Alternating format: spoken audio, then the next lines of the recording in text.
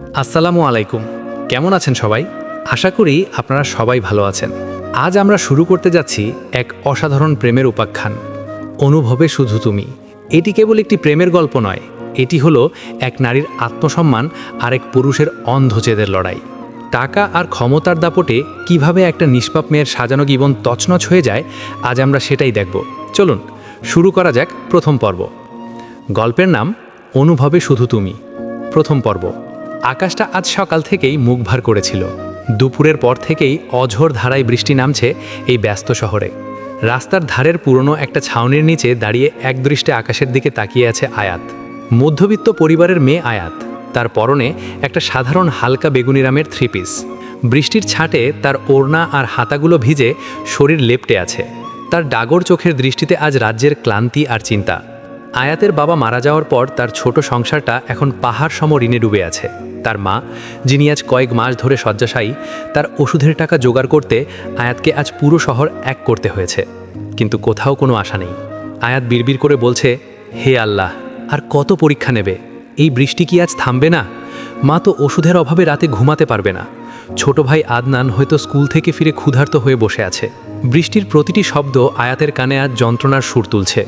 ঠিক সেই মুহূর্তে জনশূন্য রাস্তা চিরে একটি কালো রঙের চকচকে বিএমডাব্লিউ গাড়ি ধেয়ে এলো। গাড়ির হেডলাইটের তীব্র আলো সরাসরি আয়াতের চোখে পড়ল। আয়াত হাত দিয়ে চোখ আড়াল করল। গাড়িটি ঠিক আয়াতের পায়ের কাছে এসে প্রচণ্ড ব্রেক কষল। রাস্তার নোংরা জল ছিটকে এসে আয়াতের পরিষ্কার পোশাকে লাগলো। আয়াত বিরক্তিতে ফেটে পড়ল। গাড়ির দরজা খুলে বেরিয়ে এলো এক দীর্ঘদেহী যুবক, আসিফ মেরাজ। এই শহরের সবচেয়ে ধনাঢ্য পরিবারের উত্তরাধিকারী। তার পরনে দামি স্যুট, চোখে সানগ্লাস। যদিও বৃষ্টি পড়ছে, আসিফের ঠোঁটে সেই চিরচেনা তাচ্ছিল্যের হাসি। সে আয়াতের খুব কাছে এসে দাঁড়ালো। বৃষ্টির তীব্রতা বাড়ছে, কিন্তু আসিফের কোনো হেলদোল নেই। আসিফ তার দামি পারফিউমের গন্ধ ছড়িয়ে নিচু স্বরে বলল, শহরের সবথেকে জেদি মেয়েটা আজ বৃষ্টির কাছে হার মেনে দাঁড়িয়ে আছে। কি হলো আয়াত, তোমার সেই আকাশ ছোঁয়া ইগো কি আজ তোমাকে বৃষ্টির হাত থেকে বাঁচাতে পারছে না? আয়াত দান্তে চেপে চেপে বলল, আসিফ সাহেব, আপনার দামি গাড়ির চাকার কাদা আমার শরীরে লেগেছে। এই অভদ্রতা বন্ধ করুন, রাস্তা ছাড়ুন, আমার বাড়ি ফিরতে হবে। গল্পটা আজ কয়েক মাস আগের। এই আসিফই একদিন আয়াতের পেছনে পাগলের মতো ঘুরত। কলেজের সেই উৎসবের দিনটির কথা সবার মনে আছে। আসিফ শত শত ছাত্রছাত্রীর সামনে আয়াতের সামনে হাঁটু গেড়ে বসেছিল। তার হাতে ছিল এক বিশাল একগুচ্ছ লাল গোলাপ। আসিফ চিৎকার করে বলেছিল, আমি তোমাকে ভালোবাসি আয়াত, এই শহরের সব সুখ তোমার পায়ে এনে দেব, শুধু একবার বলো তুমি আমার। কিন্তু আয়াত ছিল আলাদা। সে টাকার নেশায় বুঁদ হওয়া মেয়ে ছিল না। সে সবার সামনে সেই গোলাপগুলো নিয়ে আসিফের পায়ের নিচে ছুঁড়ে দিয়েছিল। আয়াত বলেছিল, টাকা থাকলে হয়তো আপনি দুনিয়া কিনতে পারেন আসিফ সাহেব, কিন্তু কারো মন নয়। আপনার মতো অহংকারী আর চরিত্রহীন পুরুষকে আমি ঘৃণা করি। দয়া করে আপনার এই বড়লোকি তামাশা আমার সাথে করবেন না। পুরো কলেজের সামনে সেই অপমান আসিফ হজম করতে পারেনি। সেই দিন থেকেই আসিফের ভালোবাসা বুনো জেদ আর ভয়ঙ্কর প্রতিশোধের রূপ নেয়।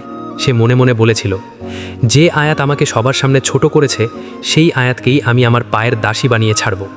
ভিজে কাপড়ে কোনো মতে বাড়ি ফিরল আয়াত, কিন্তু ঘরে পা রাখতেই তার পায়ের নিচ থেকে মাটি সরে গেল। ঘরের জিনিসপত্র সব তছনছ হয়ে পড়ে আছে। তার ছোট ভাই আদনান ঘরের কোণে বসে কাঁপছে। আয়াতের মা মেঝেতে পড়ে কাতরাচ্ছেন। আয়াত চিৎকার করে বলল, মা, আদনান, কি হয়েছে এখানে? আদনান কাঁদতে কাঁদতে বলল, আপু, কিছু লোক এসেছিল। তারা বলল বাবা নাকি এই বাড়ি বন্ধক রেখে আসিফ সাহেবের বাবার কাছ থেকে অনেক টাকা নিয়েছিলেন। তারা আজ আমাদের বের করে দিচ্ছিল। মা বাধা দিতে গেলে তারা ওনাকে ধাক্কা দিয়ে ফেলে দিয়েছে। আয়াত স্তব্ধ হয়ে দাঁড়িয়ে রইল। সে বুঝতে পারল এটা কোনো পাওনাদারের কাজ নয়, এটা আসিফের বিছানো এক মরণ জাল। আসিফ তাকে নিঃস্ব করে নিজের কাছে টানতে চাইছে। আয়াত আর স্থির থাকতে পারল না। সে সেই বৃষ্টির মধ্যেই আসিফের রাজকীয় প্রাসাদের দিকে রওনা দিল। তাকে আজ এর শেষ দেখে ছাড়তে হবে। প্রাসাদের বিশাল হলরুমে চারদিকে দামি পাথরের কারুকাজ। আসিফ একটা সফায় আয়েশ করে বসে দামি পানীয়র গ্লাসে চুমুক দিচ্ছিল। আয়াতকে দেখে সে বিন্দুমাত্র অবাক হলো না। আরে আয়াত, এত রাতে আমার বাড়িতে, তাও আবার এই ভিজে অবস্থায়? এসো, তোমার জন্যই তো অপেক্ষা করছিলাম। আয়াত চিৎকার করে বলল, আপনি এত নিচে নামতে পারলেন আসিফ সাহেব? একটা অসুস্থ মানুষ আর বাচ্চার গায়ে হাত তুলতে আপনার বুক কাঁপল না? আমার বাড়ি ফিরিয়ে দিন। আসিফ উঠে দাঁড়ালো। সে আয়াতের খুব কাছে এসে তার ভিজে চুলে হাত দিয়ে আলতো করে সরালো। আয়াত ঝটকা দিয়ে হাত সরিয়ে দিল। আসিফ হাসল, বাড়ি তো এখন আমার আয়াত, তোমার বাবা ঋণের দায়ে এটা আমার নামে লিখে দিয়েছেন। তবে হ্যাঁ, আমি তোমাকে সাহায্য করতে পারি। আমি তোমাকে তোমার বাড়ি ফিরিয়ে দেব, তোমার মায়ের চিকিৎসার সব খরচ দেব। বিনিময়ে তোমাকে শুধু একটা চুক্তিতে সই করতে হবে। আয়াত কাঁপা গলায় বলল, কি চুক্তি? আসিফ তার টেবিল থেকে একটা কাগজ বের করলো, তাতে লেখা বিবাহের চুক্তিপত্র। আসিফ বলল, আজ রাতেই আমাদের বিবাহ হবে, তবে এটা কোনো ভালোবাসার বিবাহ নয় আয়াত, এটা হবে তোমার কয়েদখানা। তুমি আমার বাড়িতে থাকবে আমার স্ত্রী পরিচয়ে, কিন্তু আসলে তুমি হবে আমার খেলার পুতুল। আমি তোমাকে প্রতিদিন তিলে তিলে বোঝাবো আসিফ মেরাজকে ফিরিয়ে দেওয়ার পরিণাম কি। আয়াতের সামনে কোনো পথ খোলা নেই। একদিকে তার তিলে তিলে গড়ে তোলা পরিবার, অন্যদিকে এই নরপিশাচের সাথে সারা জীবনের বন্দিত্ব। সে জানালার বাইরের অন্ধকারের দিকে তাকালো। তার মনে হলো আজ তার সমস্ত স্বপ্ন চিতার আগুনে পুড়ে ছাই হয়ে যাচ্ছে। আয়াত অস্ফুট স্বরে বলল, আমি রাজি, কিন্তু আমার পরিবার যেন আজ রাতেই তাদের বাড়ি ফিরে পায়। আসিফ হো হো করে হেসে উঠল, অবশ্যই, আমি তো কথা রাখতেই ভালোবাসি। সে ইশারায় একজন কাজীকে ভেতরে ভেকল। আয়াতের জন্য আগে থেকেই রাখা ছিল একটা রক্তলাল বেনারসি আর ভারী গয়না। আসিফ আয়াতের কানে ফিসফিস করে বলল, যাও আয়াত, কনের সাজে সেজে নাও, আজ থেকে তোমার জীবনের সূর্য চিরতরে অস্ত গেল। আয়াত এখন আসিফের বিশাল বেডরুমে বসে আছে। রুমটা রাজকীয়ভাবে সাজানো। সাদা ফুলের তীব্র গন্ধে আয়াতের দম বন্ধ হয়ে যাচ্ছে। তার পরনে লাল বেনারসি, হাতে ভারী গয়না, কিন্তু আয়াতের মনে হচ্ছে এগুলো এক একটা ফাঁসির দড়ি। দরজা খোলার শব্দ হলো। আসিফ ভেতরে ঢুকল। তার চোখে আজ এক পৈশাচিক জয়ের নেশা। সে ধীর পায়ে আয়াতের সামনে এসে দাঁড়ালো। আয়াত ঘমোটার নিচে থরথর করে কাঁপছে। আসিফ আয়াতের ঘমোটা সরিয়ে তার মুখটা উঁচিয়ে ধরল। আসিফ ঠান্ডা গলায় বলল, কি হলো আয়াত, আজ কথা বলছো না কেন? সেই তেজ কোথায় গেল?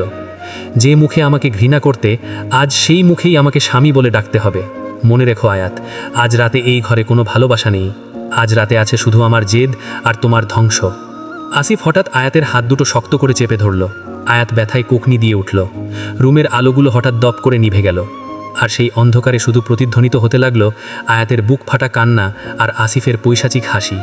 বন্ধুরা, আসিফের এই ভয়ঙ্কর প্রতিশোধের কাছে কি আয়াত আজ সব হারাবে? বিয়ের প্রথম রাতেই কি আয়াতের জীবনটা এক জীবন্ত লাশে পরিণত হবে? আয়াতের এই নিঃশব্দ আর্তনাদ কি আসিফের পাথরের মতো মনটাকে গলাতে পারবে, নাকি এই ঘৃণা আরও ভয়ঙ্কর রূপ নেবে?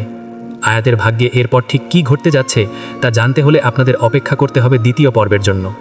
মায়ার এই কষ্ট কি আপনাদের হৃদয়কেও নাড়িয়ে দেয়নি? কমেন্টে জানান আপনারা আয়াতের পাশে আছেন কিনা। দেখা হবে খুব শীঘ্রই পরবর্তী পর্বে। ততক্ষণ পর্যন্ত আল্লাহ হাফেজ।